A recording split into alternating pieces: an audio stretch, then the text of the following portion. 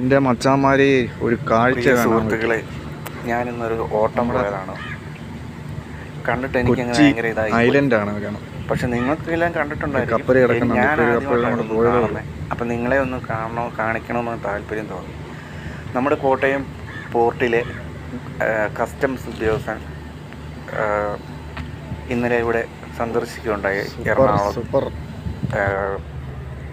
Shipyard, പിന്നെ island, അവിടെയെല്ലാം പോയി കാണാനൊരു ഭാഗ്യമായി. അപ്പോൾ അതുകൊണ്ട് അകത്ത് കയറ്റി വിട്ടു.